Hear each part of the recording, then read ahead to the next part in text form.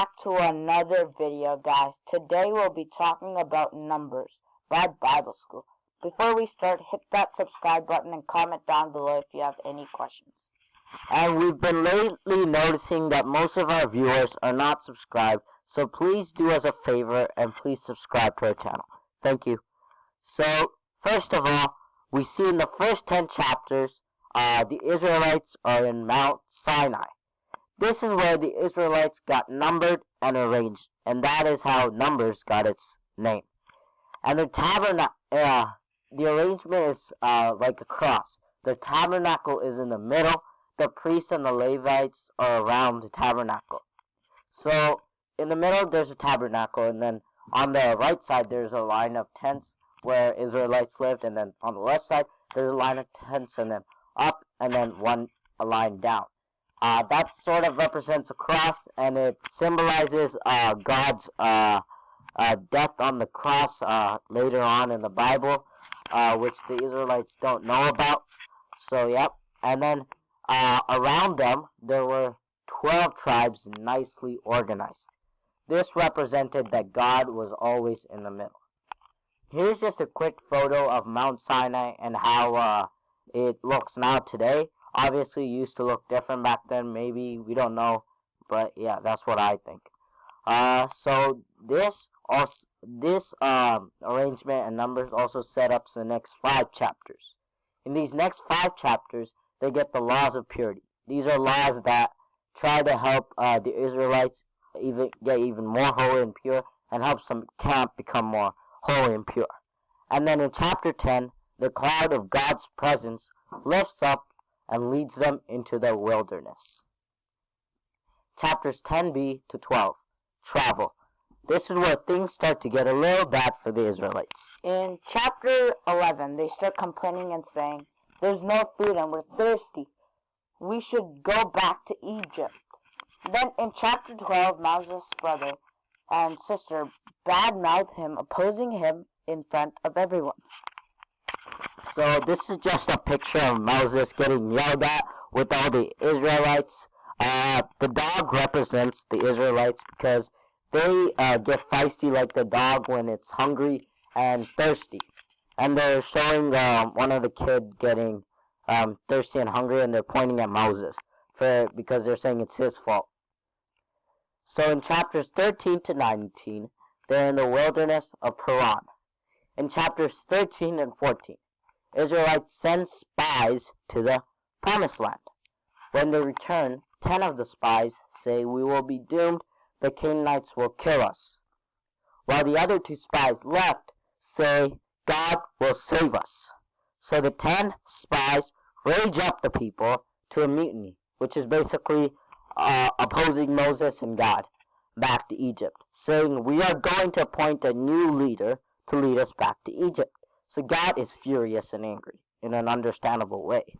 So Moses intercedes again and says, "Be faithful to your covenant with Abraham."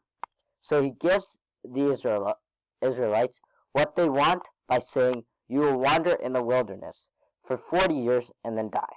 Only your children will enter the promised land as a punishment for the Israelites." So in chapters 16 to 17, we see a whole group of Levites rebelling against Moses and Aaron, saying, "Who are you to lead us?" So God deals with these Levites and renews Moses and Aaron as leaders to the Israelites. So this is just a picture of Moses and the 12 spies, even though this isn't a true picture of them. Okay, so in chapters 20 to 21, people start complaining again about their thirst and hunger. So God tells Moses to speak to a rock to bring water. So Moses rebels. Okay, so Moses rebels against God. Do we have to bring you water after he hits the rock 2 times? He dishonored God, so he also gets the same punishment as the Israelites did by dying the wilderness without entering the promised land. In chapter 21, they rebelled again.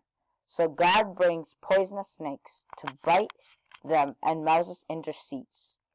Then God tells Moses to bet bronze snake and put it on the pole. So whoever was bitten now can look at the pole and be healed. So, just to be clear, Moses says rebels to Israelites, saying they're rebels, and he says, why do we have to bring water, even though God's bringing water? And so Moses getting the same punishment as the Israelites did by dying in the wilderness without entering the promised land. And the bronze snake is where God tells him to put it on the pole. This has a symbol by saying God's judgment becomes a source of life. This is just a picture of Moses hitting the rock 2 times. So in chapters 22 to 36, we see the plains of Moab.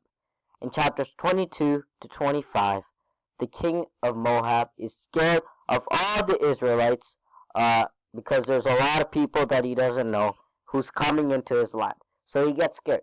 So he gets a guy named Balaam to curse Israelite to curse Israel, but Balaam says he cannot curse Israel because they are blessed. In Genesis 12, we see God says to Abraham, all the people that come from your line will be blessed, and those who cursed will be cursed.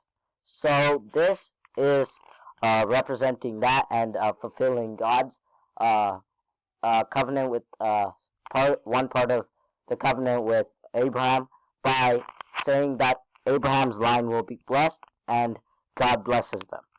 So God gives Balaam a vision with the Israelite king later in the future that will bring God's justice to all the nation.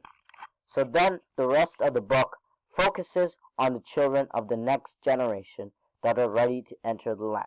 This is where Moses wasn't there in time. Then they go and win a lot of battles, and some tribes even start to settle in the land. And they beat the plains of Moab and King Moab and a bunch of other kings. And that is how the chapter ends. Thank you guys for watching our video. Hope you guys subscribe. Please like and comment down below if you guys have any questions. We will respond as soon as possible. And here's just a picture of Moab and Balaam trying to curse Israelites, but he couldn't, so Moab is very depressed about that. Here's the credits, and please hit the subscribe button and comment down below if you have any questions. And we will be doing a Christmas video soon, and we will also be revealing our faces. Thank you, and subscribe, guys.